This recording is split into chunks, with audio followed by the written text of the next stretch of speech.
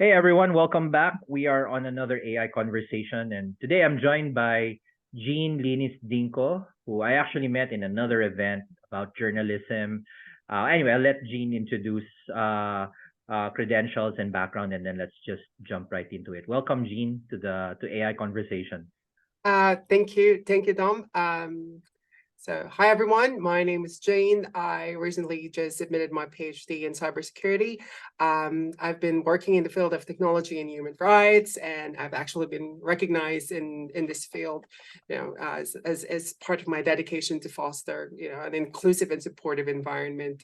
And I've actively contributed to a lot of NGOs back in home and even in the region when it comes to the intersection of machine learning and human rights. And I'm really looking forward to this conversation. Yeah, thanks a lot. And just a little bit about your background. So you mentioned cybersecurity and obviously human rights. Can you talk a little bit about that? Like, what are the things that you picked up in your, I guess, in your research or in your background about, because I don't think people, I could be wrong, automatically associate technology with the discussion of human rights, although there are a lot of human rights issues in technology. So maybe let's start with that, and then let's bring it back to the discussion on AI eventually. So I would firstly answer the first question on how it relates to cybersecurity. So my main research was actually conflict forecasting in Myanmar in relation to the Rohingya conflict, which started it started way beyond 2007, before 2017, but the watershed moment was 2017, and that was one of the world issues that I thought that no one was talking about back then, and until now, it's just quite very sad. And so yeah, I employed machine learning techniques to analyze the conflict. That involved a lot of gathering a lot of data through open source intelligence and whatnot. So that's the cybersecurity part of it, and then analyzes it into security theory, security-based theory. And then answering the second part, or the tail end of your question, is and how it actually relates to human rights. Well, that's very it's very it's easy to find, but it's hard when people do not actually or refuse to pay attention to it, because the relationship and the arrangement by which I would say the production or the power is organized, particularly between classes. So let's say machine learning or AI is integrated into, let's say, the workplace. It will definitely change the relations of production. For instance, if AI can perform tasks that were previously the domain of certain workers, it could lead displacements of these workers or alter their roles and status within the production process. And there's this also the concept of alienations. So workers become alienated from the product of their labor because they don't own the final product, and we don't have control over the production process. And with the introduction of increased automation, this alienation will exacerbate or might be exacerbated as humans might feel further disconnected from the production process.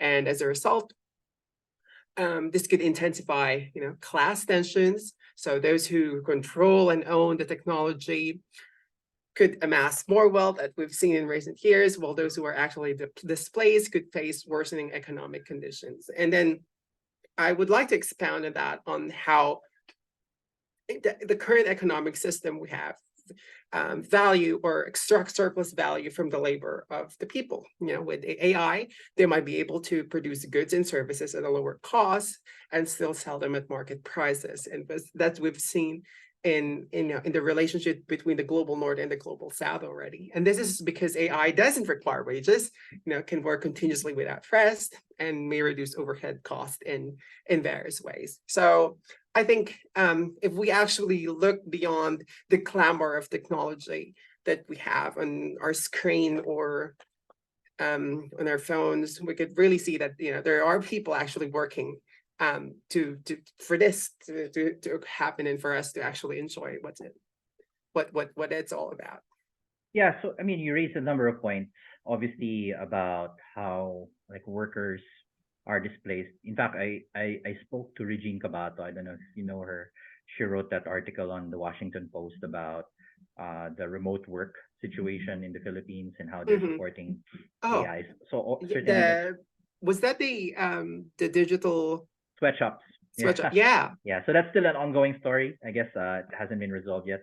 And then at the same time, you also mentioned about kind of the negativities associated with, I mean, this is even before AI comes into the picture, like cybersecurity, for example.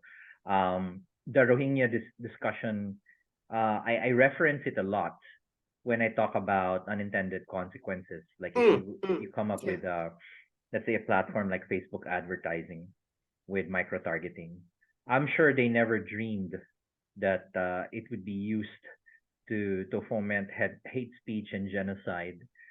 And yet, the response to that, for example, I mean, in my view, hasn't really been commensurate to the damage it did. For example, if you it's like saying if you have a platform that generates money and that platform is used to harm people, that's a moral hazard, already, right? I mean, explicitly, you should be clamping down on something like that. But obviously, that's the main vehicle of Facebook's profitability.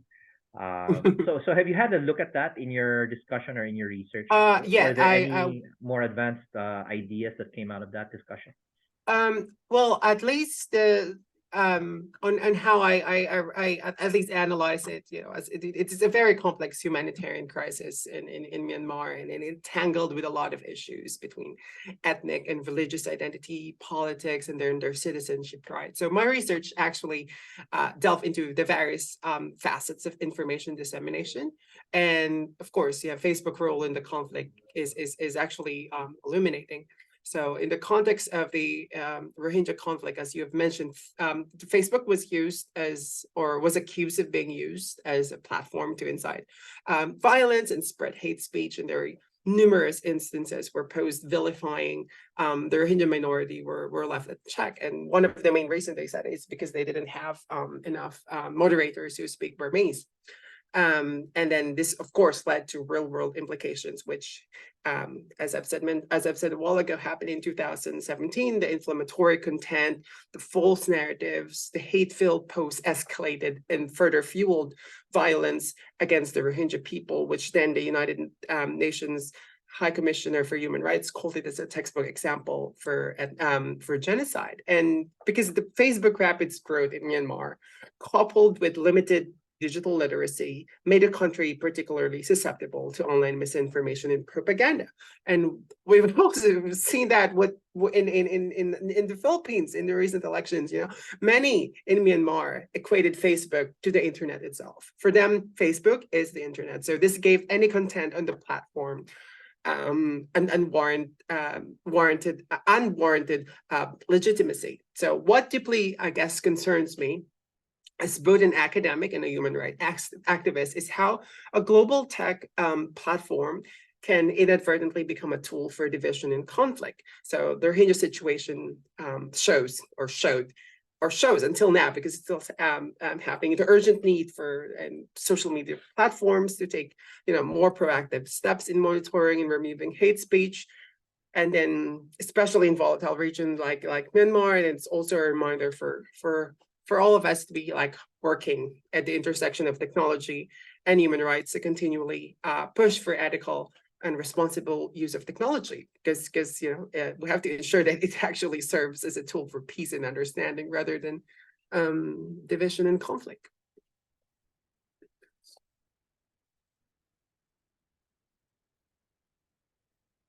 I lost you. Yeah, so if we jump back and try to attack it from another tangent, you're obviously quite passionate about these issues. How do you normally engage with, let's say, technology leaders, and if you have ever done government? Because I'm really curious about how these messages, let's say, like bringing big tech into account for all of these problems. Because I was recently at a social good summit sponsored by Rappler, and without getting into too many details, I'm actually quite frustrated about the lack of engagement. Like you have journalists like Maria Ressa complaining about how big tech is responsible for all of these issues. And there's no denying big tech has a role to play. But I feel that it kind of falls flat because there aren't enough points of agreement with the Googles, the Facebooks, whoever, the Amazons. And they're obviously looking at profit motives. And, all of this noise is potentially just the cost of doing business for them. I don't know if you agree with that, or how do you normally engage with people in that respect? Is it, well, the different kind of engagements? Is it people in the tech industry or people in the government? Because usually Yeah, key or messages. bifurcate that, like tech first and then government next. Well, that's a good question. It's actually the $1 million question in all human rights advocacy is but in the field of crossroads of technology, I guess human rights and governance, I firmly believe in the need for a very, very comprehensive approach that not only talks about, or not only just or not ignores any stakeholder to address this challenges of modern tech governance. And we've seen that in recent news that there are not just the tech companies, the NGOs are coming together, and even the people. So that's actually good that it's being highlighted once and for all. But there's also those people who are not at the table who feel like they're being left behind, and those who refuse to be on the table because they don't want to be they don't want to be seen as or they don't want to be exposed for a lot of things. So if you actually look at tech governance and ownership of the internet, it's it goes beyond these Silicon Valley people. There's usually a larger tier of companies above them, and so on and so forth. So Yeah, I mean, just to inject some context, because obviously I don't operate out of California. I don't operate out of Silicon Valley. So from the perspective of Global South, and I hate that term, by the way, yeah. Global South, it's always these big companies making these decisions and that affects the world. And arguably they don't really care about how it affects the rest of the world. Now, on the other hand, we in the Global South, who are both consumers of the technology and actually suppliers, let's say in the case of the digital sweatshops, are certainly affected by their decision making. So I'm just trying to figure out if there's a way we can be on the table in terms of discussing these issues and not be dismissed. Obviously, I'm headed towards that angle because when I see all of these big wigs talking about AI, talking even without even AI, talking about cybersecurity, talking about human rights, I don't think there's any representation from people in the Philippines or people in the Global South. Oh, it's very, very, like I could count how many people in the Philippines from the Philippines that I've worked with in the space, which is sad because I would usually attend and it's crazy how sometimes they would set up events for Global South people, and then turns out it's just either one people or two people from that country, and usually it's a country where they have either one partnership with, or they would get money from, or they would get higher diplomatic resources or whatnot. So it's still very, very political, and it will remain highly political. And as we move forward in this digital space, it will become more political, and there will be people who will be left behind, and there will be people who would be who would be ignored, who would not just be given a seat at the table. And that's that's I would call as part of the digital colonization by the tech giants who exploit the data and resources of the Global South. As much as we hate the term, I do not have a word to replace it, but it's commodifying the digital and data resources and consolidating wealth and power in the hands of the few. And then we have to actively like collaborate with grassroots movements and worker cooperatives in the Global South region for them to actually first resist the monopoly of the tech behemoths and foster a sense of communal ownership of digital resources. But that's actually very difficult to do, especially if there's minimal digital awareness or digital proficiency in the country. And then, as you mentioned a while ago, there's the digital sweatshop, and that leads or which I could also call as the exploitation of the digital labor force, particularly in countries like the Philippines, where many workers are trapped in precarious employment conditions, catering to demands of the global north. May it be categorizing AI or for the model, and or actually doing work for someone who was actually paid more when if they're in let's say in Melbourne or wherever there are.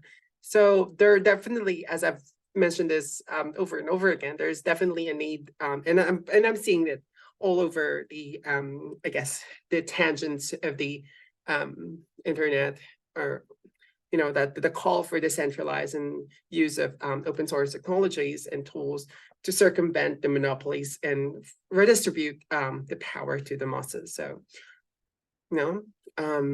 in that context, that it is not only it is vital to arm people with tools to counter disinformation and propaganda, it's also important to empower the community to navigate the digital world with autonomy and resist the manipulation. You mentioned community, because that's obviously an untapped resource. I mean, there used to be a lot of thriving tech communities before the pandemic. And then after the pandemic, I think many of them went into hiatus. So I actually recently booted up an AI community just a few months ago, because there didn't seem to be any other AI communities that were still having meetups, for example. Remember, there was a lot of meetups happening before the pandemic.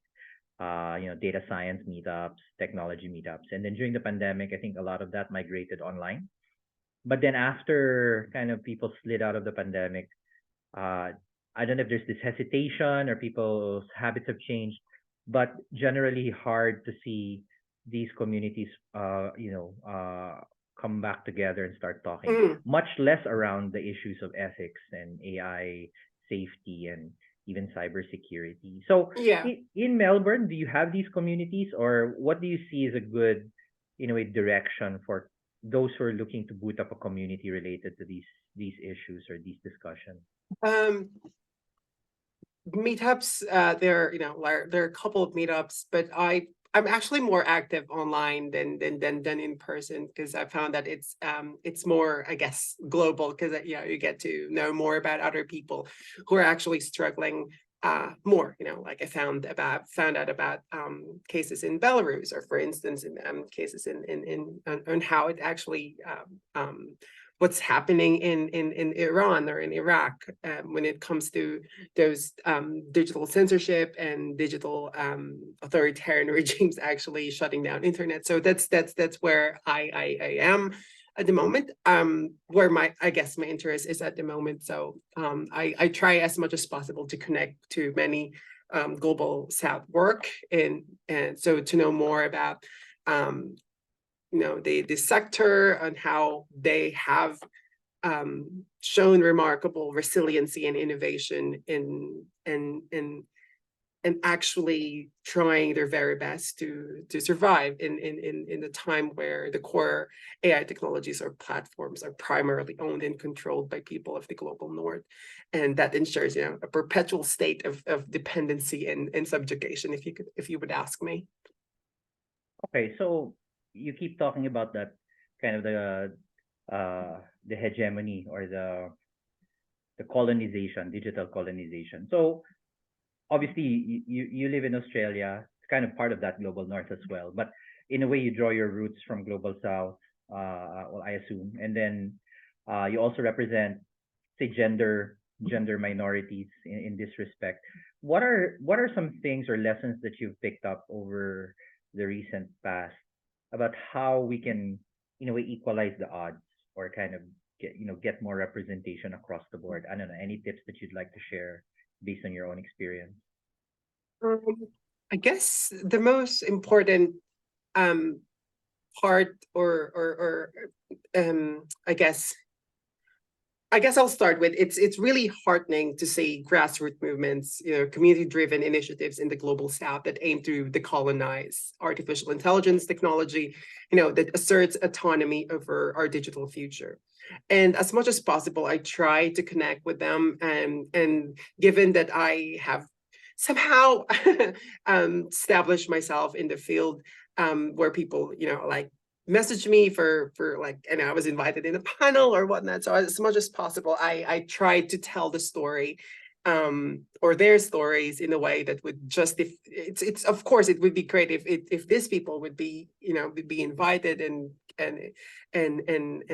talk about their stories, but as we know, the politics in international sphere is not like that, and usually it's very unfair, because as much as possible, I want as many diverse people to be in that space.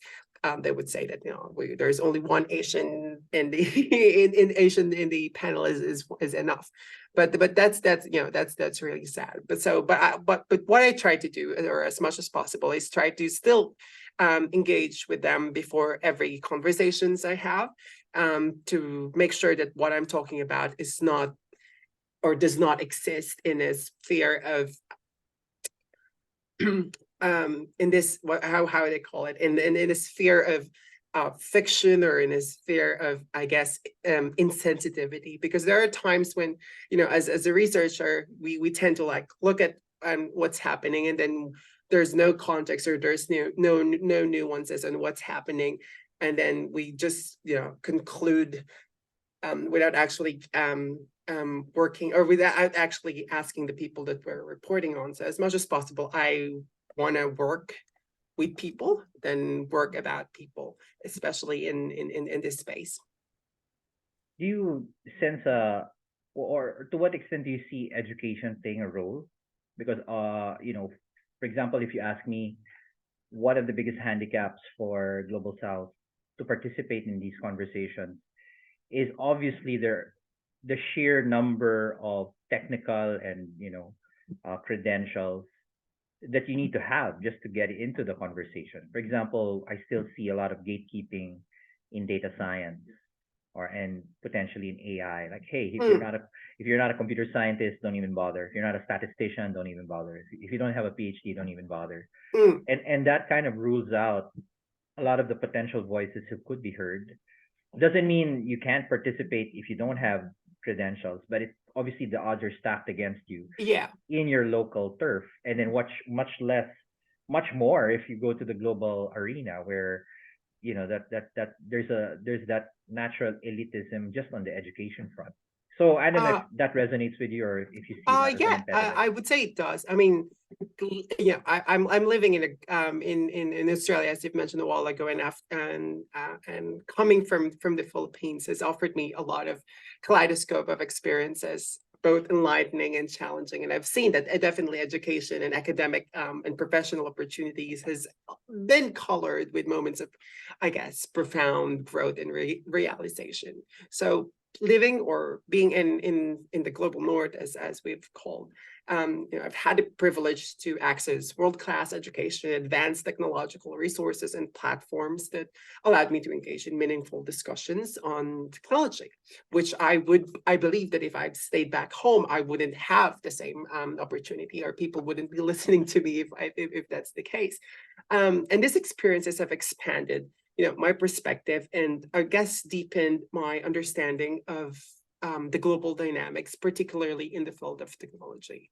And the transition itself hasn't been without its challenges. And one of the most significant is the infrastructural advancement and resources available in the global north compared to the disparities in the global south. Studying here, I was able to go to conferences funded by the universities and whatnots, which I guess if I did my PhD back home, it wouldn't be the case, because I would be funding my own, and I do not have that amount of money to fund my own travels. And it's quite disheartening, I guess, to witness how this disparity, or how this technology, which has the potential to be a great equalizer, can sometimes exacerbate the divide. And then there goes the monopolization of the technology by a few giants that often overshadows the budding innovations and unique challenges by countries in the global south. And living in Australia, there's definitely an ever-present a present feeling of always in between, always in there, that you're a priority when it comes to this kind of technology. And well, I benefit definitely from the opportunities here, but I'm constantly reminded of my roots and the responsibility to give back, to bridge the knowledge and opportunity gap. So it has become, I guess, a mission for me to ensure that the insights I gain here are not just confined to this part of the world, but are shared and implemented to benefit communities, not just back home, but also in other regions where I've worked with. I'm currently actually working with an NGO in Thailand, helping them to assess the readiness of AI policy and AI technology in Thailand.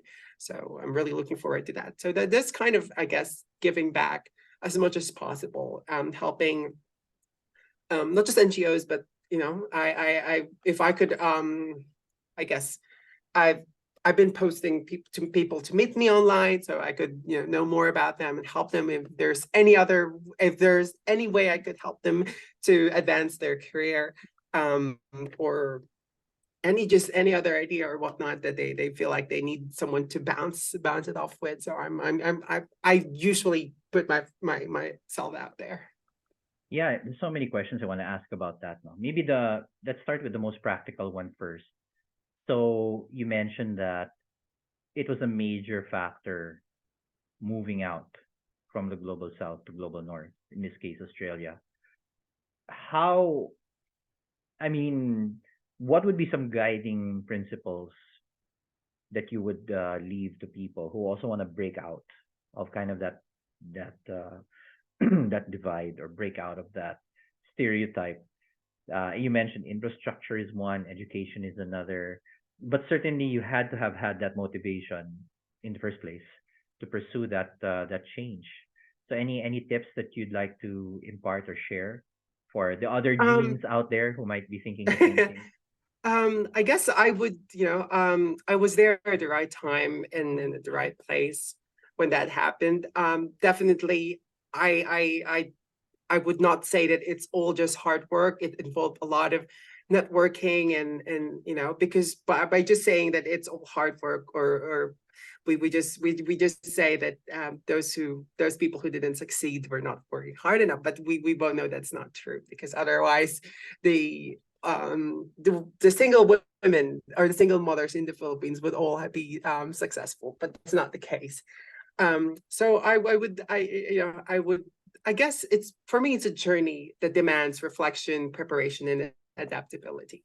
And based on my experience, if there's, I guess, one guiding principle, that would be that, I just embrace the journey with an open heart and a grounded sense of purpose. And of course, it's not easy to do if you're coming from a family where when we're struggling to find or to put food on our table and whatnot. But as much as possible, there's always this I guess concept where we think that people are just not working hard enough, that's why they didn't succeed. But I do not believe in that.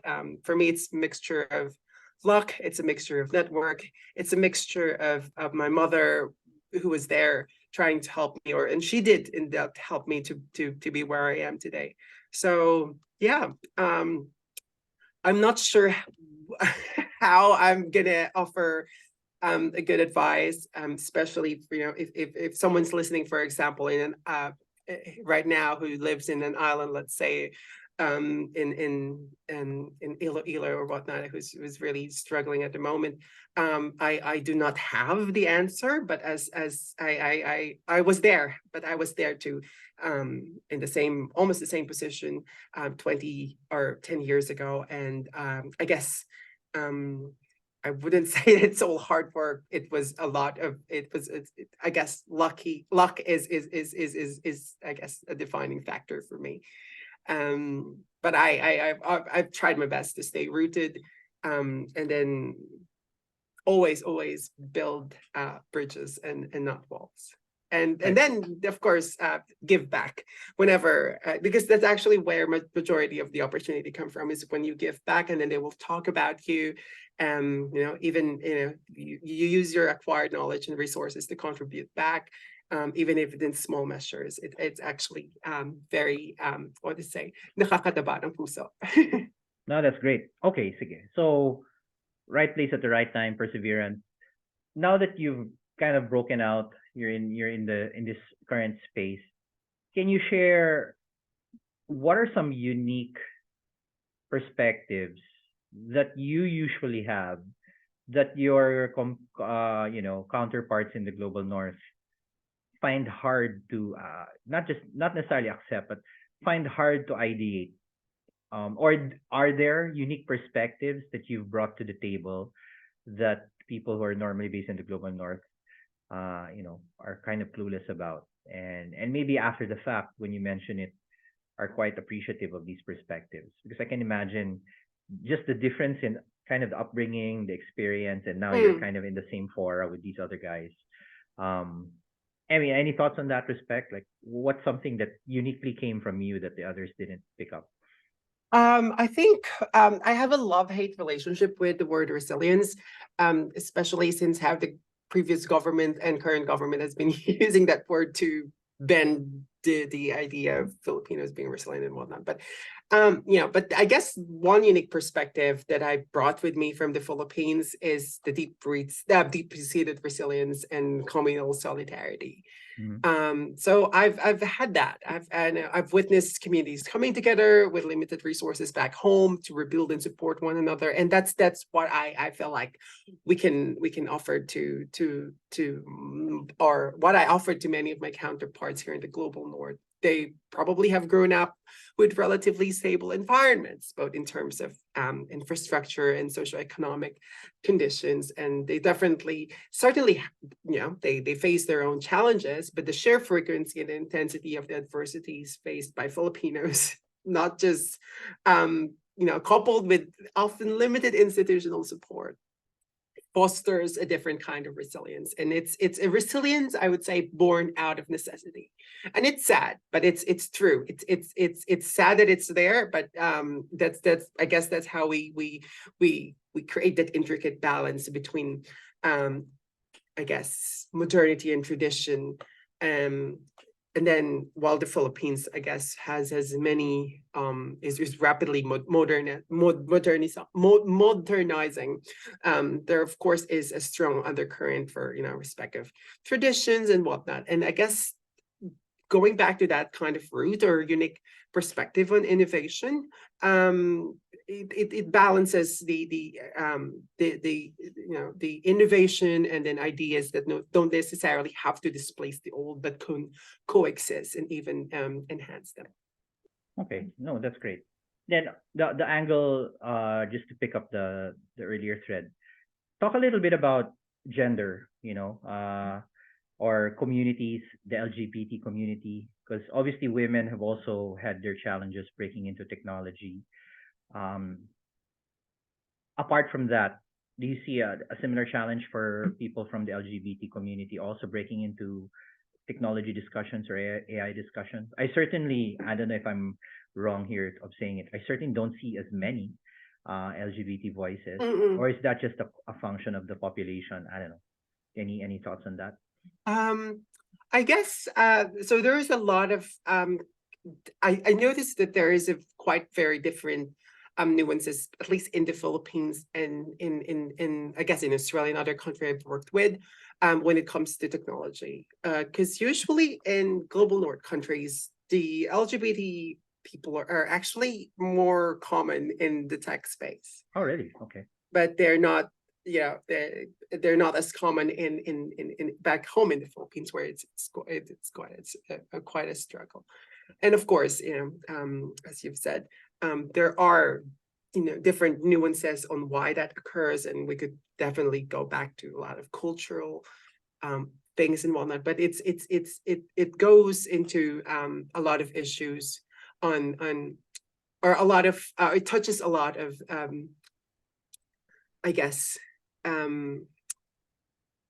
a lot of biases? topic, a lot of biases and a lot of topic that's ingrained in the community, which Mhm. would be surprisingly if you look in let's say on how, for example, on how trans people are actually very active in programming space in global north countries, because that's, you know, they feel like they're more I guess they can be out there without, you know, they could be accepted or be out there without being demonized by the society. And in the Philippines, it's actually quite the opposite. So that's I guess that's where disparity or differences is. Yeah, that is an interesting thread to pursue. We better have another conversation specifically about that, because Oh yeah. I feel that there's a lot being said already about making women enter STEM, making women enter even data analytics, and I think, I don't know. In my view, women already have broken in. You know, there's nothing necessarily stopping them. But LGBT, I'm not so sure. I could be wrong. I just haven't had enough time to reflect on it. I actually don't know. I can probably count with my one hand how many Mhm, people from LGBT I know personally who are in data or who are in the mhm. analytics. Or maybe I know more, but obviously because of social norms, maybe they don't act like LGBT. I don't know. Yeah. And that's the I guess also boils down because as much because the Philippines is still relatively a poor country. Not many have access to this kind of technology, even for them to learn about how to program, for instance. There's definitely no scholarship or educational programs designed for them to be interested in tech. And Mhm. then it's a very male dominated industry. And then there's also the access to quality education is fundamental, and dedicated support can definitely act as a catalyst for many to enter the field. And then you mentioned one important thing. That you didn't find that many people, and you know that actually affects the circle or the loop, because having role models from this community, from your own community, can actually make a significant difference. So by establishing, let's say, mentorship programs, there definitely should be one or two to offer guidance or insights, because that would definitely enhance the networks for these people to, you know, reach out, talk to people who look like them, or people who know their struggles, and then share opportunities, and then collective problem solving. So hopefully Yeah. in the near future. Yeah, no, I mean, again, I could be completely wrong. But let's say from a racial standpoint, I don't think there's a challenge. Let's say if your average Filipino wanted to meet Filipinos who code, there's a lot. And as I said, feminists, women, I think there's enough. In fact, there was a time I interviewed all women who are doing something around AI and data. So there's already fair amount of, as you said, role models.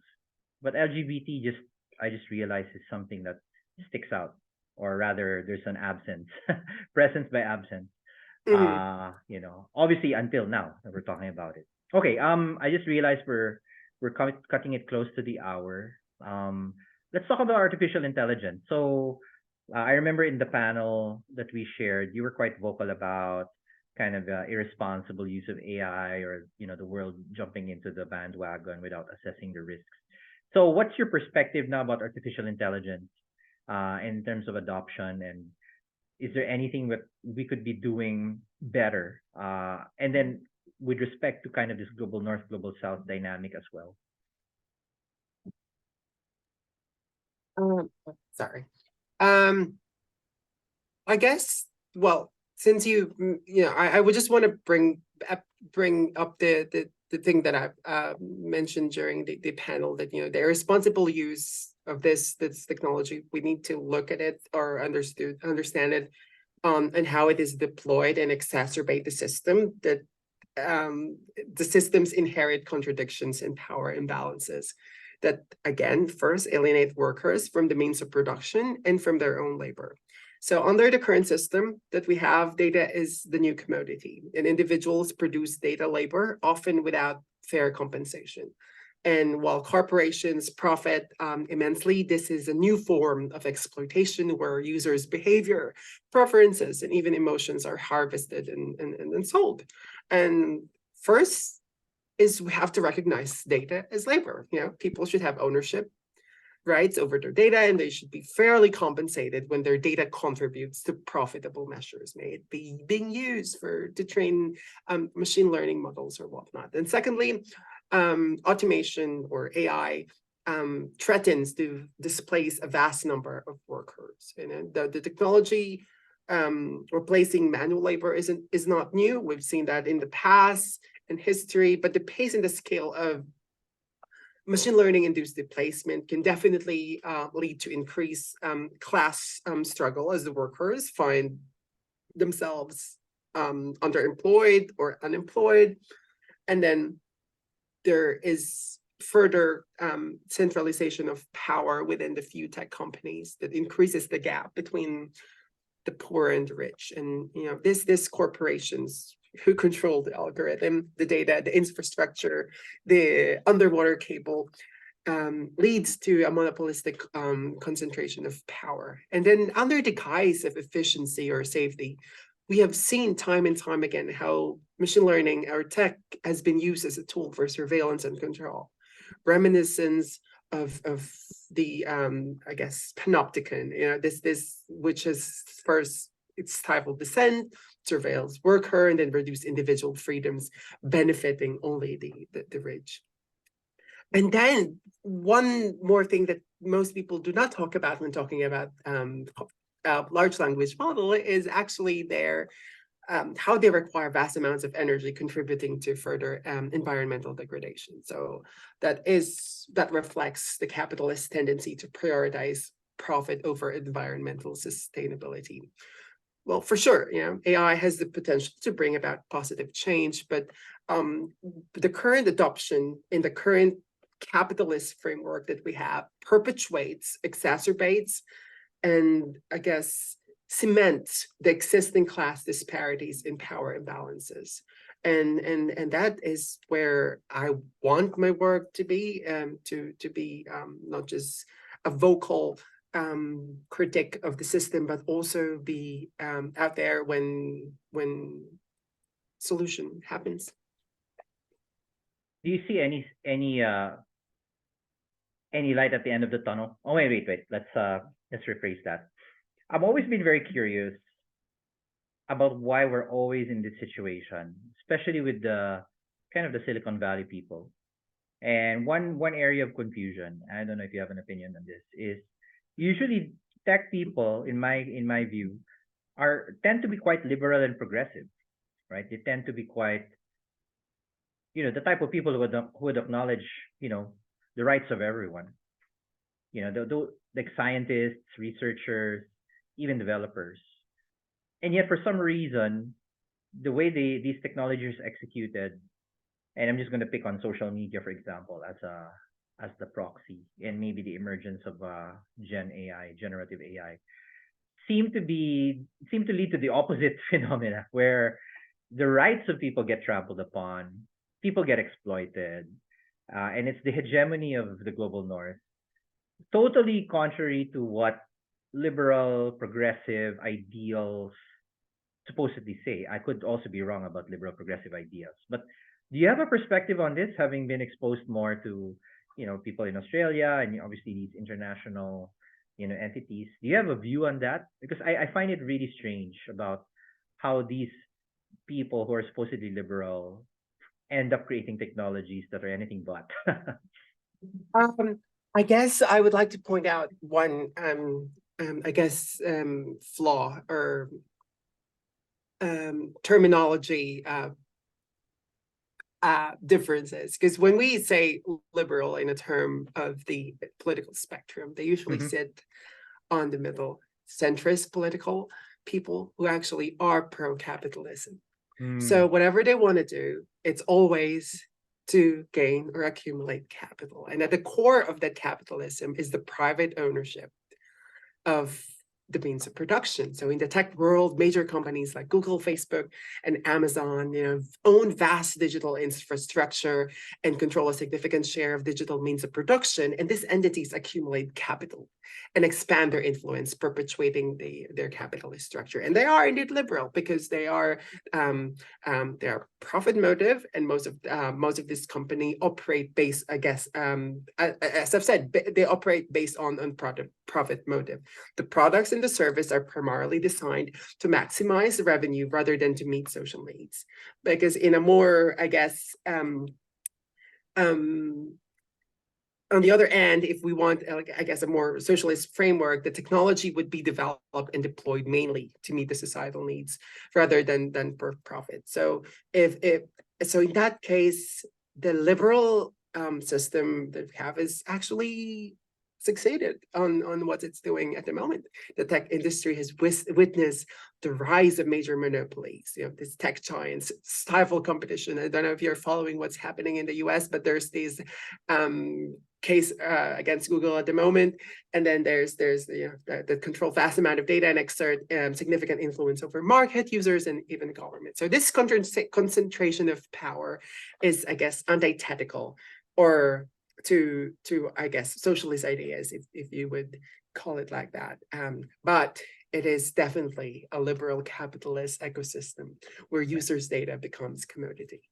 We should have just started with this topic because I have so many questions about it, but obviously we need to save some for the next episode. But one thing that I want to maybe hit before we do the final recap is, yeah, I agree. It is a capitalist system. I'm not necessarily sure if if the innovation is a result of capitalism anyway. In other words, if we didn't have this system that allowed people to accumulate capital in an insane manner, billionaires being minted every year, would we even get to this level of complexity in terms of technology? I don't know. Because the alternative, as you said, would be something more socialist where, I don't know, government-sponsored research. I can already tell you in the Philippines, government-sponsored research. Okay, I don't know what to say about it. Yeah, well, it doesn't get to the level where it becomes critical mass, and there is no private sector in terms of research. While in Silicon Valley, it is pretty much private sector research. Yeah, writ large. They're very quite active in it. Yeah, they do. Writ large. So I don't know. Like, if we were a bit more socialist about it, would we even get to that level of innovation? Obviously, the people in the middle of that system would argue that it's the only way this system could have evolved is because it is capitalist.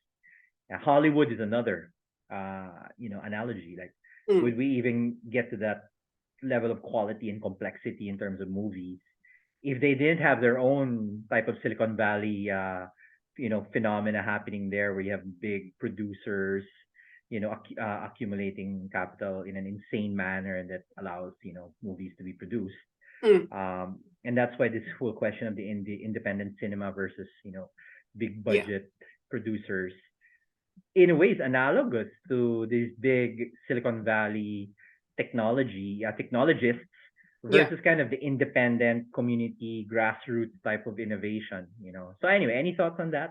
Obviously, we should have just started with that topic because it's very interesting. So there's this constant argument that capitalism with the profit-driven motives inherently fosters innovation more effectively. While others say that socialism, by emphasizing collective well-being and addressing basic needs, I believe that it also can promote innovation, because first, innovation could, in a socialist system, innovation can prioritize the collective needs of the society over individual profit. So instead of having a phone that has 4 cameras, we would probably be moving towards something that would be, more focused on addressing issues like health or education or public transportation, rather than creating the next phone or creating the next drone. So a model like that would definitely emphasize a more equitable distribution of resources, which means that people would have more access to education and resources to innovate, leading to either diverse pool of innovators addressing a wider range of problems, not just those who want to capitalize on certain issues, sell things back to us, things that we already have, or things that we don't even need. So there would definitely a need to emphasize a publicly funded research, as you've mentioned, that could lead to innovations that serve public good. But it also raises questions about the efficiency and then the direction of such research compared to privately funded endeavors. But it's going to be a long conversation. Yeah. I mean, maybe that's episode 3, because speaking from experience, and I think a lot of people might raise an eyebrow at my criticism. The only reason why government sponsored research is even a big deal in the Philippines, or one of the biggest reasons, is because there's no alternative. I mean, for example, speaking from experience, it's near to impossible to find a decent venture capitalist in the Philippines. And if you're, and then and I've been running a tech AI startup for going on 6 years. But for all intents and purposes, my company shouldn't even exist, given the environment. We were able to score, a grant from the Department of Science and Technology for an educational project. I think by and large, it's done more good than bad. But beyond that, in terms of getting some real like infrastructure, product related startups, it's nil. Really nil. And it's not because for the lack of funds. Apparently money exists. But for some there's also another question of political will, as we have to go back to I guess that was last year or 2 years ago when one senator said criticized something about research. Yeah. No, I mean, the said senator has said more than a number of things about research. I guess there's that, and maybe that dovetails with your own story about how it was probably the right choice to get out of the Philippines and pursue your career. I'm wondering though, if that becomes the template, what happens then? Like I mean, we've seen that with nurses and doctors and teachers. It's brain drain, and the people left back home who do not have the capacity to move will be left behind with whatever the government is trying to offer them, and that's very sad, but that's the reality that we have in I guess in the current system that we have, that outsources or gives away our labor as an economic policy. Yeah, we can laugh at it, but it is quite tragic. It Makes me is. wonder, what the hell am I still doing here? Why am I not there? But yeah, that's another topic. Okay, we're at the hour. There's so many things we can still talk about, but maybe can I ask you to give some takeaways for the audience? Obviously, we barely scratched the surface about everything from cybersecurity, LGBT, global north, global south. Oh my God, we just scratched the surface on so many of these themes. So, any things that any last bits you want to leave the audience, and then maybe we can set it up for the next chat. I'd say that the road ahead is definitely will be more challenging, particularly for countries like the Philippines. And there are definitely numerous reasons to be hopeful as well. But it requires continuous effort, collaborations, and vigilance to ensure that the technology that is coming serves as a tool for empowerment and progress rather than oppression. And being very vocal about it, and actually being there is actually part of the battle itself. And just continue the good fight. Yeah, well said. Okay, so I think with that, maybe we can call it an episode for now. I'd love to have you again for a follow-up chat, Jean. But in the meantime, thank you very much for joining AI Conversation. Thank you. Hope to hear from you again. Yes.